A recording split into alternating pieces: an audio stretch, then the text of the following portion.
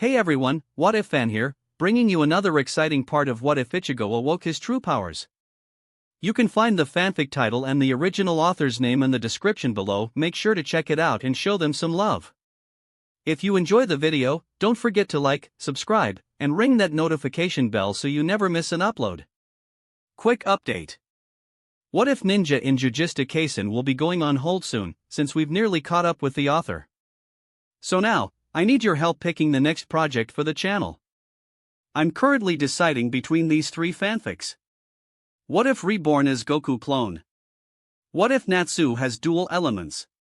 What if Transmigrated in one piece and becoming a marine? Please vote in the poll and let me know which story you'd like to see next. I'll take the top pick and start working on that series next. Alright, let's jump into it. Chapter 19, Heldenclaw, Shining Hybrids. At the same time in a different part of Siriti. The captain of the 5th Division narrowed his eyes and extending his arm forward, he grabbed his vice-captain's shoulder. With a small pull, he forcibly dragged her backwards. Ignoring her protests, he spoke to her. "Calm down, Momo." His vice-captain opened her mouth to protest more, but when she saw his mouth forming a straight line, she quieted down. Despite knowing Shinji for only a few months, she knew one thing. If Hirako Shinji wasn't grinning, things had to be bad. I don't like what I've just seen. We don't know how she repelled those attacks. That's the first thing we need to figure out. He commented in a steady voice. You should listen to your captain, young girl. You don't want to end up getting stabbed by your own friend like the last time you participated in a fight, isn't that right? Shinji mentally cursed, and for an instant, he closed his eyes in annoyance. Of all the things their opponent could say to them, the Quincy woman chose the worst thing. With a slight worry, he opened his eyes and glanced at his vice-captain's face, to see a dark shadow looming over it. It seemed, however, that the stern Ritter N wasn't completely finished. Yes, Aizen Sasuke had informed us how magnificently he had deceived the Gotei 13 during the battle of the Karakura town and made them almost kill you instead of him. Nadia heartily laughed and slowly pulled down her hood to reveal an attractive woman in her 40s with short black hair and a fair skin. Momo, Shinji said, trying to keep his vice-captain calm. However, to his pleasant surprise, Momo raised her head and showed the Quincy her determined expression. Her hands were trembling a little, but there were strong flames burning in her eyes, even more brightly than the flames on her tobium. Cap. Aizen did many things. I will always cherish the happy memories I share with him, but that's all. I will not let your words shake me up. Momo firmly stated, and the Zanpakuto she held in her hands glowed with Ryatsu. In his mind, Shinji thanked the certain orange-haired substitute once again and proudly stared at the girl. It was almost mind-boggling just how much her behavior had changed during these past few months.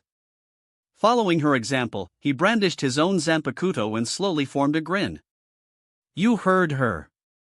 Aizen is the past for her. And I think it's time we get this party going. Collapse, Sakanade. He exclaimed and slowly rotated the blade, using the pommel that transformed into a ring. Now, Nadyu-san, don't you think something smells nicely around here? Shinji casually stated while walking towards the woman, keeping his vice-captain behind him so that she wouldn't get caught up within his Zanpakuto ability. To his irk, Nadia just smiled and deliberately took a deep sniff of the air around her. Why yes, it smells kind of sweet. Really? And you don't feel anything out of the normal order? His voice suddenly came from behind her as he stared at her back, his body hanging upside down from the air. The woman's smile widened and she addressed the captain without even turning her head. Sakanade, it has certainly an interesting ability. However, I hope you don't think we came here unprepared? Your ability to invert the world was contained in the daten made by His Majesty. Aizen Sasuke added extra details. Don't even bother to try and unsettle me, she said with her head tilted to the side, still looking at Momo, who, unflinchingly, returned her gaze. I see. And by showing me your cool attitude, you're trying to convince me that you're fine. Or is it yourself that you're trying to convince? Even if you know everything, you cannot train your brain to counter the inverted directions of everything. Shinji replied and casually flashed next to her and swung his blade at the back of her neck. Feeling the movement of his blade coming to a complete stop just half a meter from her skin, he frowned at the translucent barrier that formed around the woman. So it doesn't matter how strong the physical attack. Her barrier can stop both Momo and mine easily. He thought and jumped back a little. That's why I was sent to fight you, Captain. For me, it doesn't matter from which direction your attack comes, I can negate all of them without moving any of my fingers. Nadia calmly commented and took a wobbly step forward.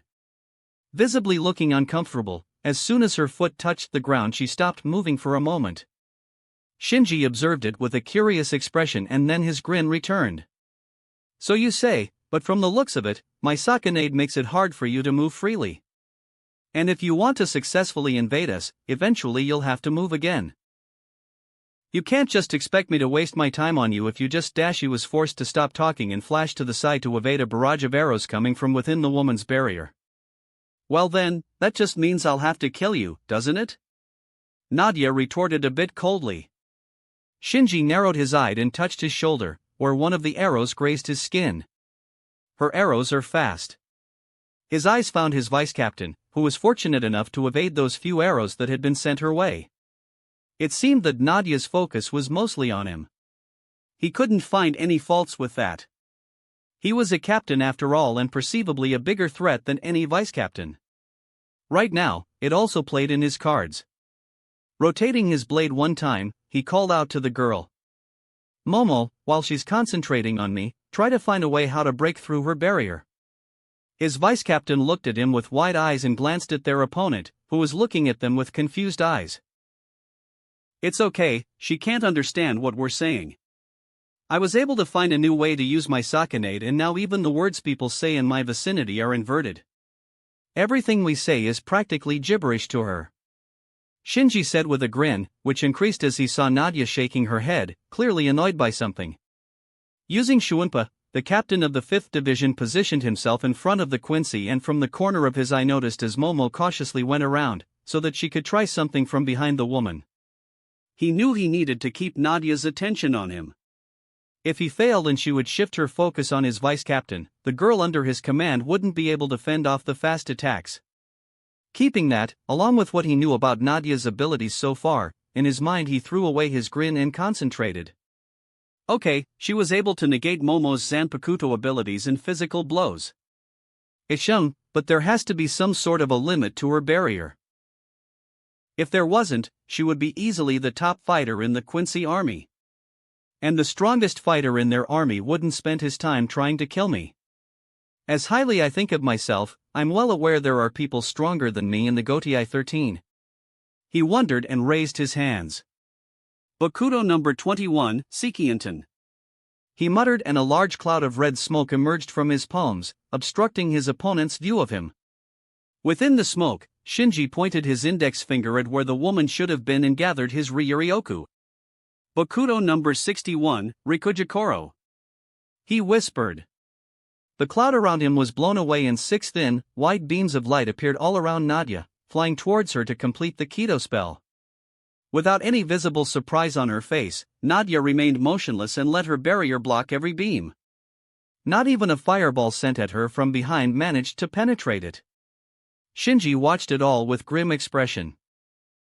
So she can block even multiple strikes at the same time. His thought were cut off when a large arrow almost blew his head off and he had to heavily lean backwards to avoid it. Cursing loudly, he saw a similar arrow fly towards his vice captain. When Momo forced the projectile to explode using a few of her fireballs, he sighed in relief. We're running out of options. This is a stalemate battle. We can't leave her go, but we can't defeat her either. It seems we need to use brute force. He grimaced and gathered his Ryuryoku again. This is the strongest Heido I can use safely. Shinji raised his right arm forward and outstretched, gripped it at the wrist with his other hand and concentrated. When a few sparks of electricity began to burst out from his palm, he exclaimed. Heido number 88, Harya-Gekizoku Shinten Reiho. An immense beam of electrical and spiritual energy shot from his position and crossed the distance between him and wide-eyed Nadia in a matter of an instant. Along with a barrage of fireballs, the attack hit the Quincy woman head-on, creating a huge explosion upon impact and forced both the captain and his vice-captain to shield their eyes. As the flash of light and a burst of wind passed them by and blew their hair, pieces of debris flew everywhere, tearing bits of the both Shinigami's clothes. When the explosion finally died down, Shinji slowly lowered his arms and glanced at the place where Nadia stood. His eyes widening, he groaned and cursed. The barrier around the woman was flickering in and out of existence and the person within it was completely unharmed. Damn! Looking behind the woman, Shinji noticed his vice-captain hitting the few light arrows that seemed to protrude from her leg and shoulder, dissolving them upon impact. The girl cried in pain, but despite that, she forced herself back on her feet. He closed his eyes for a moment and sighed. Screw the Central 46. I won't let people die because they are a bunch of bigots and are afraid of our power. He mentally growled and put a hand in front of his face. Resolutely, he pulled the hand down while emitting his hollow Ryuryoku from the fingertips, creating his pharaoh-like hollow mask. It's time to fight seriously, Quincy. He spoke, and for the first time, he noticed the woman grimacing. She could understand his words again, as using his mask was making it hard for the wizard to maintain all of his Zanpakuto abilities. However, it looked like his words weren't the reason for her grimace. So you finally take your hideous mask out, huh? She stated and cursed when she saw Shinji raising his arm and forming a red orb of energy at his fist. Yeah, I do. Zero! Shinji exclaimed. Hoping Momo would notice his intentions and run away, he released the crimson-red Zero. The wide arc of the attack destroyed the surroundings of the battleground and, with a devastating force, stroked the Quincy woman, creating an explosion even bigger than the one from the Keto spell. His clothes fluttered because of the shockwave from the attack, and Shinji watched through his mask as the woman's barrier blocked his Zero in the same manner like the rest of his previous attacks. However, there was one distinct difference. The translucent barrier around the woman was slowly corroding under the energy of the Zero. It was slowly repairing itself soon after that, but it was all it took for Shinji to realize something. He grinned. In an impressive show of Shuinpa, he flashed close to Nadia and, recalling Ichigo's Getsuga, he poured some of his hollow Ryuryoku to the blade of his Zanpakuto. Bringing it down, he slashed at the woman from her right side. His blade was stopped, but the force of the blow sent the woman skidding down the concrete surface. With a satisfied smirk, he noticed that the hollow energy on his blade created a small opening in the previously impenetrable barrier. As the Quincy woman cursed, she was forced backwards when Shinji repeated his heavy blow, this time from the front, and instantly followed it with a bright red Zero. The energy strike slipped past the opening in the barrier and hit the woman dead on. The following explosion blasted her backwards. She crashed into the nearby building, demolishing the whole structure. Momo! Now! Shinji yelled, and together with his vice-captain they jumped above the battlefield and released a barrage of attacks.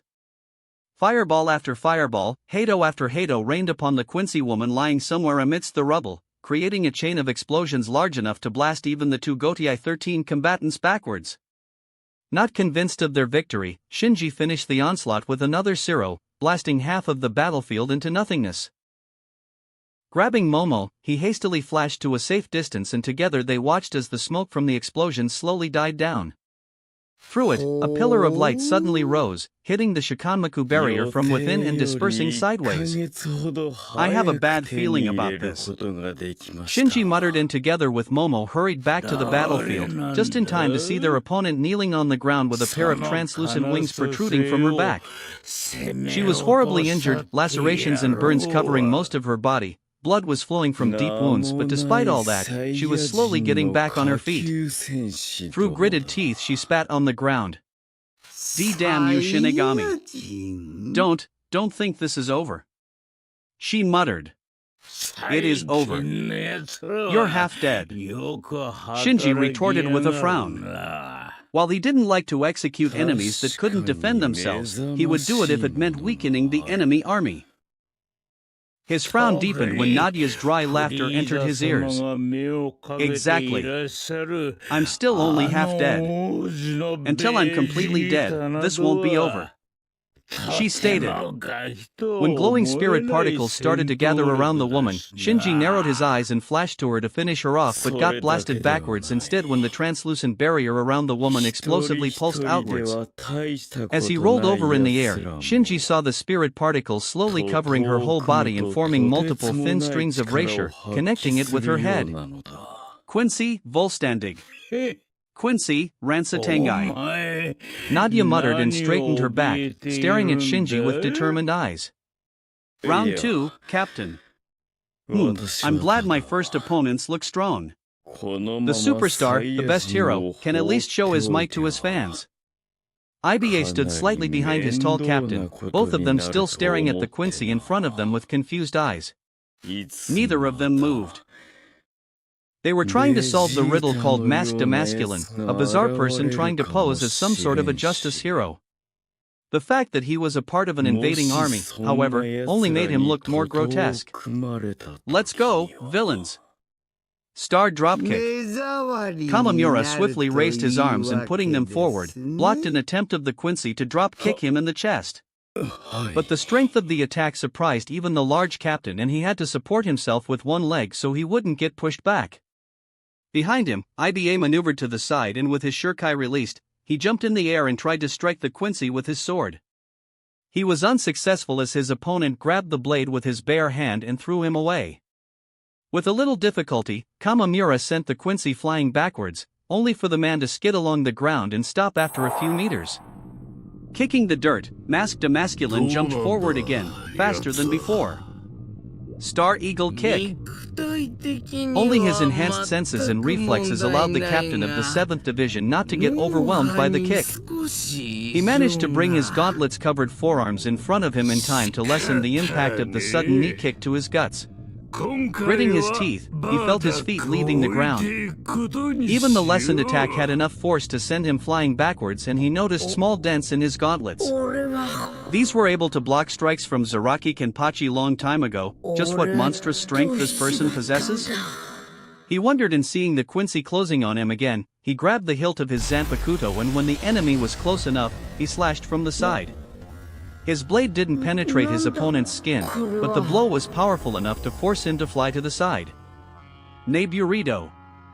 A loud yell came from the side and Kamamura watched as a volley of small knives flew from IBA's position straight at the Quincy. Although they hit the man right in his back, they were unable to hurt him and only shredded his clothes. Kamamura narrowed his eyes and when the man shot forward, heading straight towards his vice-captain, he used Chuanpa to intercept him. Roar, Tenken! He exclaimed and brought his shuriken blade down at the enemy, slamming him into the ground. As his body was forced to sink into the concrete surface and a small shockwave resonated through the area, the man grunted and stayed down for a moment.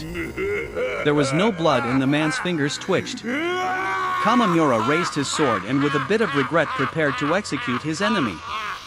No regret. They are invaders, trying to destroy this world. We cannot allow them to survive. But as his sword was falling down, the small man who came with the Quincy hammered the gong and yelled at the top of his lungs. Stand. Please stand up, superstar. Without having any idea on what was going on, Kamamura felt a knee in his guts and found himself crashing into the building on his left. Slightly growling, he shook off the surprise and stood up, the debris falling down from him. And just in time to see the Quincy flying towards him, head first. Star Rocket Headbutt. Kamamura cocked his fist back and punched the air in front of him at the same time as Mask's head entered his range. His fist and the man's head collided and for a moment both of them fought for dominance. The captain gritted his teeth when he felt his bones almost breaking and so, using his other arm, he elbowed the man in the back. This time, man only hit the ground and bounced back on his feet, instantly pushing forward. He slapped away Kamamura's arms and grabbed his head. Star Headbutt. Kamamura groaned and felt like his skull was splitting open. Next attack hit him in the abdomen and he was sent backwards once again. Captain!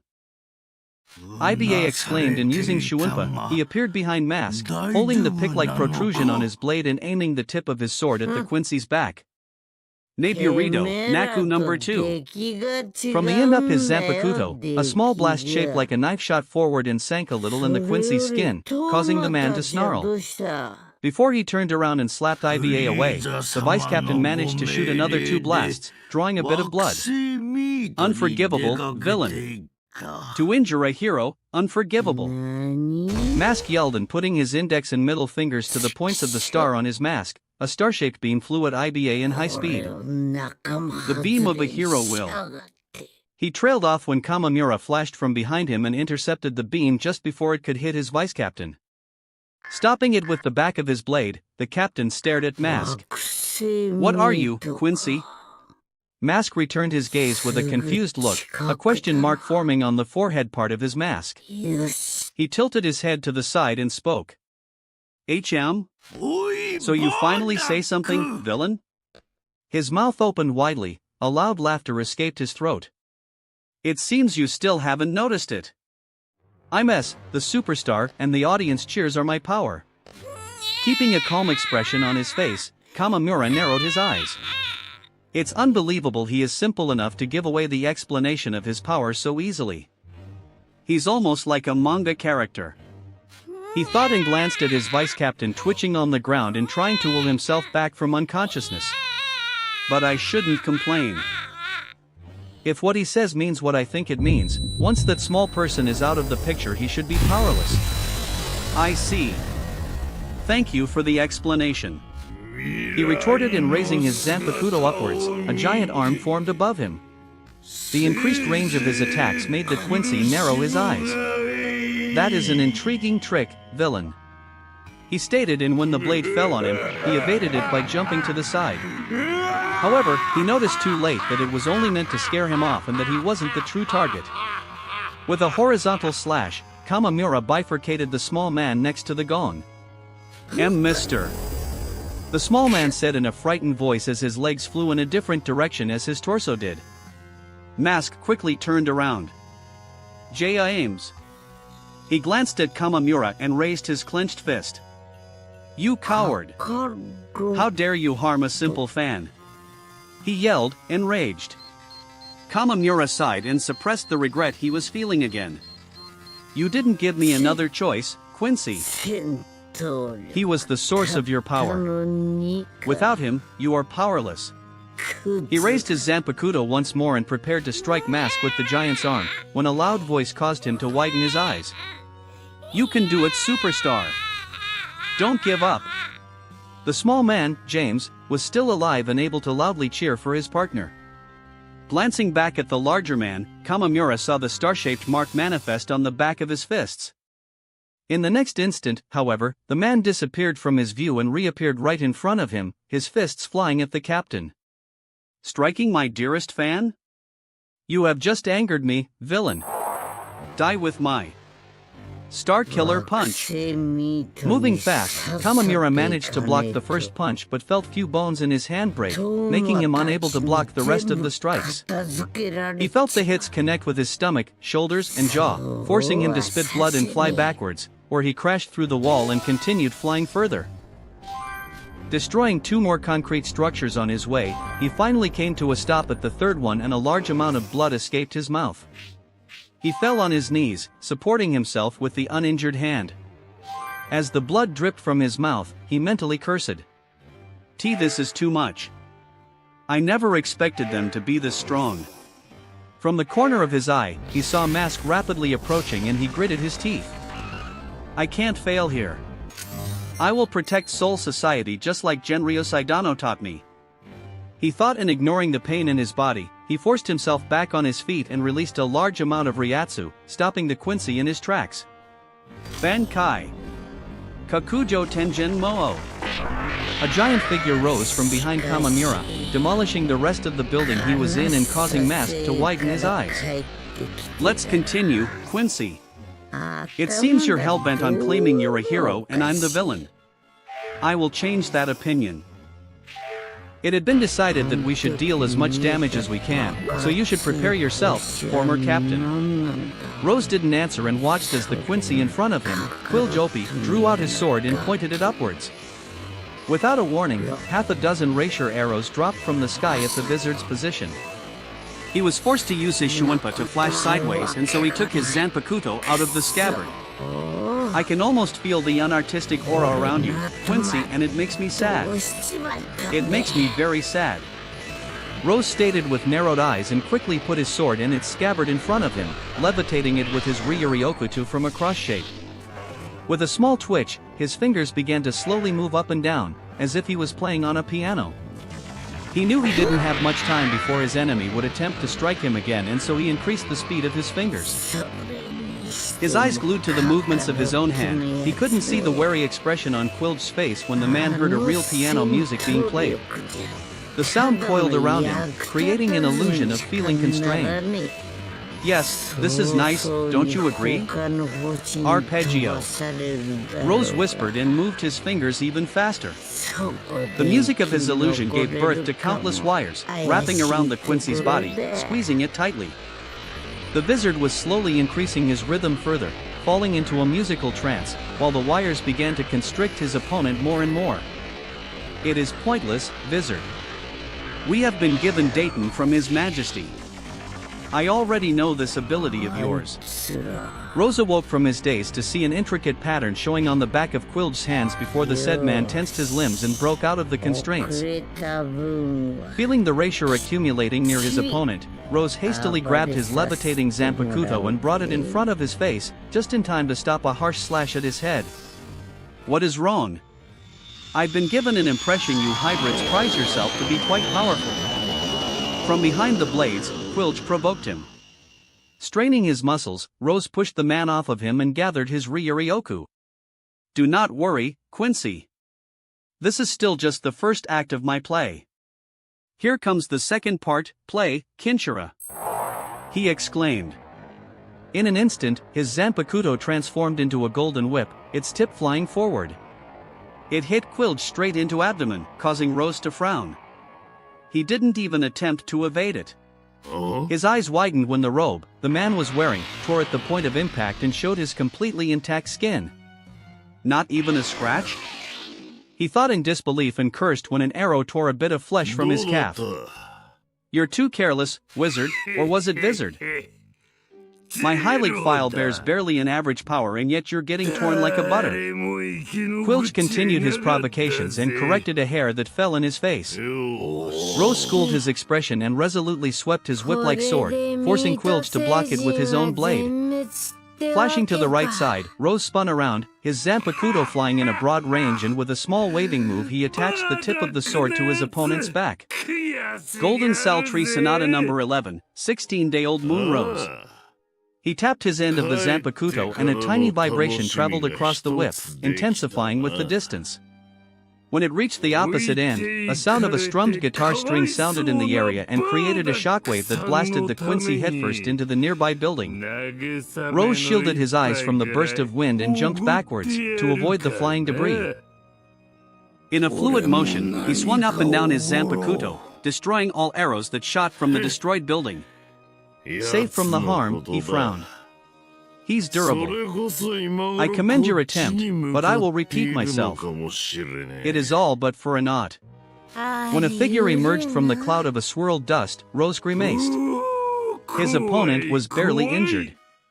The clothes on the upper half of his body were mostly ripped apart, but the skin underneath was only slightly singed. Light burns, that was all his attack was able to do to him. He saw his opponent raising his sword again, and so he flashed behind him, intent on striking him up close. It wasn't a very artistic thing to do, but the time was calling for attacks like that. He had no other choice. But when his blade touched the skin on his opponent's back, it only slid along it, unable to penetrate it. Quilch spun around and caught him off guard by slicing his midsection with his own, shorter blade. Small amount of blood sprayed the air before the wizard realized what was going on and jumped backwards, holding his abdomen with a free hand. He glanced at the wound and narrowed his eyes. It's not very deep, but he's getting too troublesome. Ah, that was such an inartistic word. He thought in trying to keep his opponent in a safe distance, he smoothly waved his whip, causing it to wrap around the Quincy. The man carelessly let this happen with a laugh. I told you, it's useless. You cannot pierce the blood I have received from my majesty. Ignoring the provocative words, Rose concentrated on the movements of his fingers. He squeezed his end of the whip and waved it sideways, sending a small wave through the Zanpakuto. Golden Saltree Sonata No. 5, Summer Eggplant Rose. He exclaimed, and a sound of violin filled the air between the two of them. When the wave in the Zanpakuto reached the other end, the blade glowed. Rose mentally congratulated himself when he noticed the uncomfortable expression on the Quincy's face. Small amount of blood dripped from around the places when his Zanpakuto was enveloping the man. Quilge looked down and widened his eyes. How? Rose took a deep breath to mask his relief. It worked. I have developed this attack after I had become a wizard. I push a tiny bit of my hollow Ryuryoku through my Zanpakuto and the blade reacts by erecting a set of thorns in the place where it's connected with my opponent's skin. He answered calmly. Quilge narrowed his eyes and tore the whip from his body, letting more blood drip from the small cuts on his skin. I see. I was under the impression you hybrids couldn't use your hollow powers unless you don the mask. Rose chuckled. We can use only a tiny amount, which is usually not enough to form any kind of attack, but it proved to be just enough to create this one. I noticed you've been trying to provoke me with the word hybrid and I just couldn't shake the feeling that it means something. I think this proved it. You are afraid of us, wizards, as our hollow Ryuryoku can wound you. He stated, and with a sweep of his hand, he donned his mask. Afraid? Nonsense. But it seems I have probably underestimated you. It won't happen again. I shall have you die quickly after this. Quilge retorted and raised his hand on which he was wearing a black glove with some sort of a symbol on it. It rapidly began to glow and a column of energy shot from the man, upwards into the air. Quincy, Volstandig. That friend of yours over there is lucky Quilge took him away. Hachi listened to the words of his opponent, a tall girl with light-colored hair, with a slight worry in his eyes. So far, she hadn't attacked him at all, reacting to the actions of her colleague with just a short scoff. Other person could think it was a good sign, but the large man knew otherwise. From the energy he could sense within his opponent, Hachi realized there was a difficult fight waiting for him. He mentally wished his fellow wizard, Rose, a good amount of luck, and closing his eyes for a moment, he prepared himself for the imminent battle. In that moment, he heard something flying towards him. He sighed, it had begun. Bakuto number 81, Denku. He calmly stated. When he opened his eyes, a tall, translucent barrier that stopped a large rapier arrow stood in front of him. Hachi was aware of his own limitations, and just from the few minutes he spent studying his opponent, he realized his only chance to fight was Kido. He was in possession of a Zanpakuto, however, his Shuunpa skills were insufficient to keep up with the Quincy. Knowing all this, he decided he could not let her play her own game, and he clapped his hands. A bright green light escaped from within. Rappo Fujin, he said, and the green light expanded outwards, reaching the girl in an instant. It swiftly enveloped her and formed a tridimensional, horizontal and vertical cross-shaped barrier, sealing her within. The Quincy raised her eyebrow and looking around her, she calmly smiled. That is an interesting barrier, hybrid. However, I'm afraid something like this won't be enough to stop me. She exclaimed, and with wide eyes, Hachi watched as his barrier slowly began to dissolve, to break down to simple spirit particles. It's just like the fight with the Segunda Espada. He thought, and alarms went off in his mind when he felt a good amount of his Ryuryoku reserves disappear. What? I'm sure Rappo Fujin doesn't take so much energy. A sharp pain in his left shoulder forced him to turn around and quickly erect another Danko spell. His eyes twitching from the pain, he glanced at the wound. The arrow from behind tore some flesh from his body, leaving a hole between his shoulder and neck which showed the whiteness of his collarbone. For a normal person, it could easily be a serious injury, but for a Shinigami of his caliber, the wound only hurt a bit and was at most a hindrance. Although, even he couldn't afford to take many injuries like that before it could become life-threatening. After all, his life force wasn't as strong as Hiyori, who survived being bifurcated. Heido number 4, Byakurai. He pointed his finger at the girl who flashed around his Danku and was now in the middle of preparing another arrow. His spell caught her in midair, but when she emerged from the small cloud of smoke unharmed and irritated, he frowned. When he saw the girl creating an even larger arrow than before and firing it at him, he hastily clapped his hands again and made a step forward with his left leg. Moving his hands in a flash, he manipulated his energy that took form of another barrier. Seeking redemption, Ryubi no Jamin. He finished chanting and felt another good amount of his reserves being drained. As the barrier in front of him was his own creation, he knew the girl wasn't trying to maneuver around it and instead decided to dissolve it like the previous one. With that in mind, his mind wheels spun in a furious manner. My barriers can only slow her down, and that's only if she decides to go through them. Byakurai was ineffective. I'll have to switch to stronger Hado spells. He thought and raised his palm in front of him. Generating a yellow orb of energy, he stayed still and waited until the girl dissolved his barrier. When a hole, big enough to let his spell go through it, appeared, he opened his mouth. Hado number 63, Raikoho. He exclaimed, and a massive concentration of energy shot forward in a form of a single lightning strike, hitting his opponent dead on. This time, the impact created a bigger cloud of smoke. However, nothing changed. The girl emerged unharmed from it, the expression on her face showing a clear annoyance. It seems you don't get it, hybrid. Your little spells cannot harm a Quincy from His Majesty army, not to mention somebody like me, a stern ritter. She scoffed and reached behind her to take out a thin, long rapier knife. With wide eyes, Hachi quickly summoned his Zanpakuto and blocked the strike, aimed at his left arm. With some effort, he pushed the girl back and dropped his sword. Raising both of his palm and extending them forward, he quickly gathered his Ryuryoku. Hado number 87, Soren Raikoho. Twice as strong as a simple Raikoho, Hachi's spell hit the girl in the stomach, forcing her to fly backwards. This time, he didn't wait for the confirmation whether his attack did any damage and prepared his next spell. In a quick succession, he clapped his hands and repeated the same process he did just a moment ago. The memory of his fight with Segunda Espada gave him an idea. Ryubi no Jamin.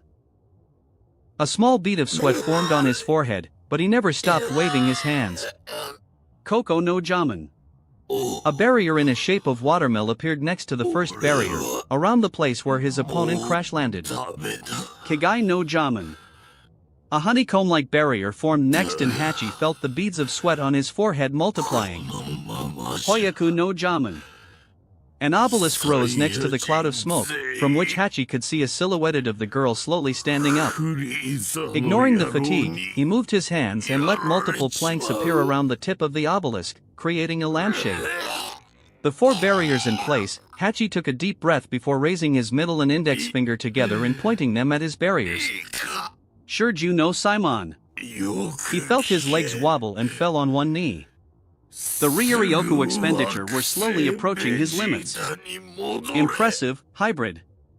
If I recall correctly, this is the same thing you used in the battle with one of Aizen Sasuke's espada. Too bad you don't have the captain of the 2nd Division to back you up, though. This will only slow me down, and from the looks of it, you're reaching your limit. The girl commented form within the barrier. In a distance, the two of them noticed a large explosion. Within, Hachi felt Shinji's Ryatsu and narrowed his eyes. Not far from them, he felt Rose's Ryatsu too. He recalled what Urahara told him when they were discussing how they ended up being a wizards. With wide eyes, he understood. Seeing the girl slowly dissolving his immense barrier, he knew he had to act quickly. Slashing with his hand, he formed a hollow mask on his face. The boost in strength allowed him to stand up and flash next to the barrier.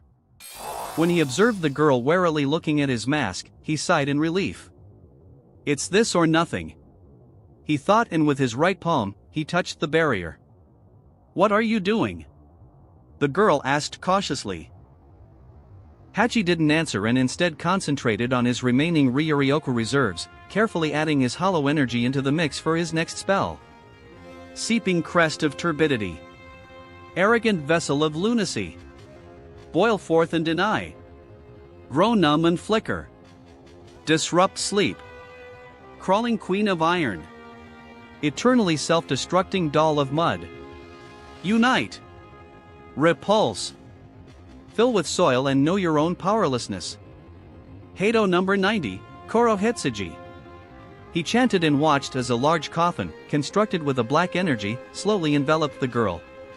As the spell faded away, his mask crumbled and the Quincy fell from within, multiple cuts and gashes all around her body. She was barely conscious and blood oozed out of her mouth. Her clenched fist hit the ground. You will pay for this, hybrid. Quincy Volstandig. She wheezed and a torrent of energy shot upwards. With a painful expression, she got up and glared at Hachi, who felt he was slowly losing the rest of his Ryuryoku. I am His Majesty Stern Ritter P, the parasite. I will not let some hybrid kill me. All of your little magic tricks. I will suck your energy out of it all. She yelled, her pretty face distorted with an angry grimace. She let dozens of small projectiles shoot from within her body and hit the barrier that was still around her. As soon as it happened, the Shurju no Simon began to dissolve at incredible speed. However, Hachi put his hands on it and let his remaining reserves flow into it. Ha! Even if you try to reinforce it, I'll still destroy it. The girl laughed, but then she stiffened and a pained expression appeared on her face. She turned to Hachi and with wide eyes noticed the mask back on his face. Through it, she couldn't see the tired smile on his face. He was approaching dangerous limits of his Ryuryoku reserves. I know, but I understood your power. You don't just dissolve my spells, you absorb my energy from them. The small connection between me and my spells allowed you to suck some energy even from me, at least while the spells existed. That's why I'm out of Ryuryoku. However, you can't choose which energy you absorb when the spell is made out of more than one. Now, you're absorbing not only my Shinigami energy, but even my hollow one. He said. The girl fell back on her knees, vomiting a large quantity of blood. Her limbs began to shake and she fell on her back. It seems that right now, you can't even stop yourself from absorbing more energy. I apologize, Meninis McAllen, the Stern Ritter P, the parasite. The victory is mine. Hachi trailed off as he pumped the last bit of his hollow Ryuryoku into the barrier and promptly lost his consciousness. Kensei let the Quincy retract his fist from the captain's grip, using the moment to quickly study the man. The punch Kensei caught with his hand had been powerful enough to push back even the physically impressive Vizard. That made him wary of his opponent.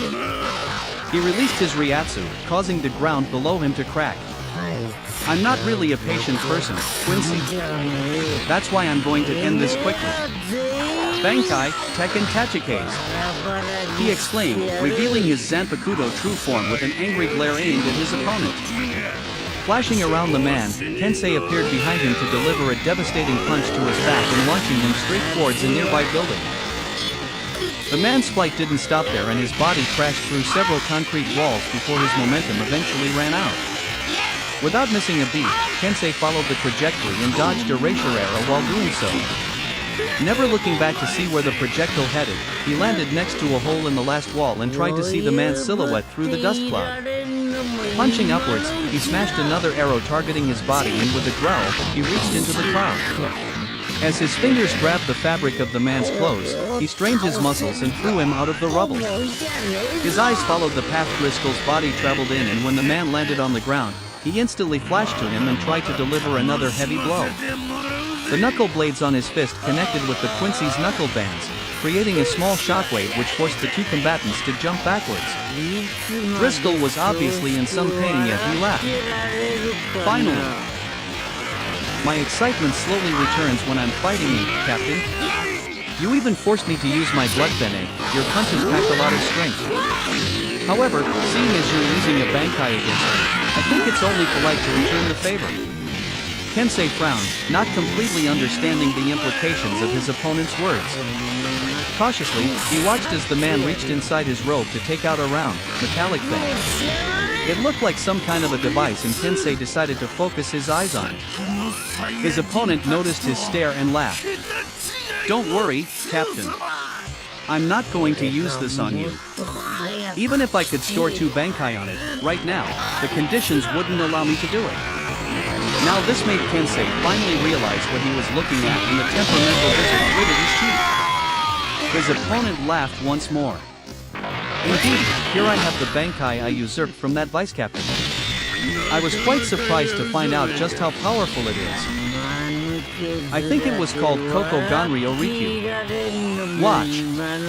He stated with a grin, and in a flash, a dome of lightning formed high above his head, fastened to the ground by a large numbers of lightning pillars. A single lightning pillar also reached from the dome upwards to the sky. The powerful reaction that filled the air the very moment the Bankai had been released caused Kensei to raise his eyebrows. Truthfully, not once while he was a member of the Gotiei 13 had he witnessed the Bankai of the vice captain of the 1st Division. He didn't even know Yamamoto's subordinate had one. He never cared for things like that or for people he didn't know. However, looking at it right now, he had to admit, the power emanating from it was incredible. Quite easily on par with an average Captain Flash Shinigami's Bankai. He pressed his lips together. This fight just got troublesome. Shit. He mentally cursed when with a flick of his wrist, the Quincy sent a lightning bolt flying straight at his head. It was large enough to make even Kensei think twice about just tanking it, and so he flashed away. His opponent was most likely able to follow his movements as he waved his hands and sent many more lightning bolts at him. Kensei rolled to the side, and instantly after getting up, he used his Shuunpa to maneuver through the multiple attacks and appear inches before the large Quincy. Cocking his right arm backwards, his fist shot forward and hit the man's abdomen with destructive force. It caused him to stop using the stolen Bankai and fly backwards, crashing through multiple concrete walls again.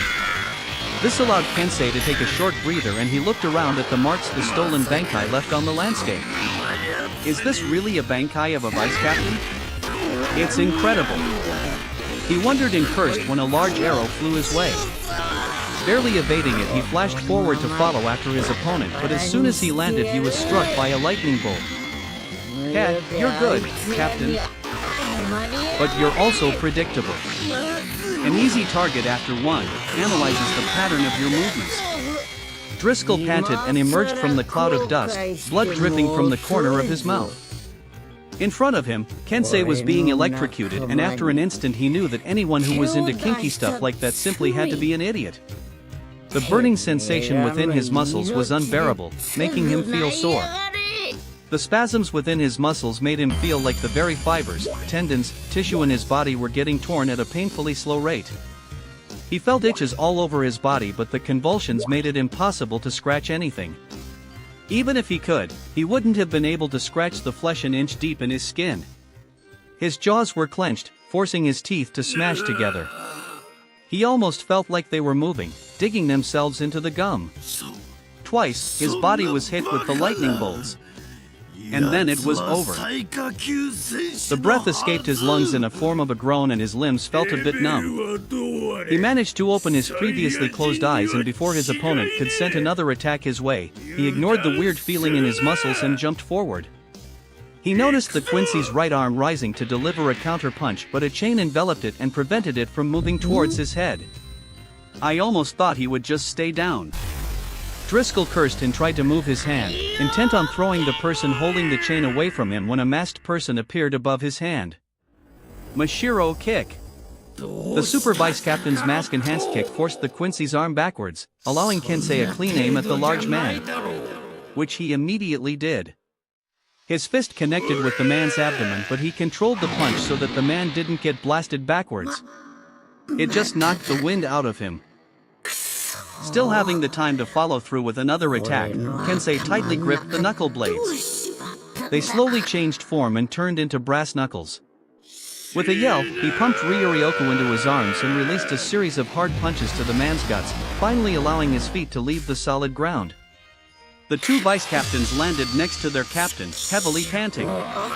Kensei was faring better, but even his breathing was a bit accelerated. The two hits from the stolen Bankai sapped a good amount of strength from his body. Speaking of the stolen Bankai, he thought and glanced at the ground, where the medallion, containing the said Bankai, innocently lay.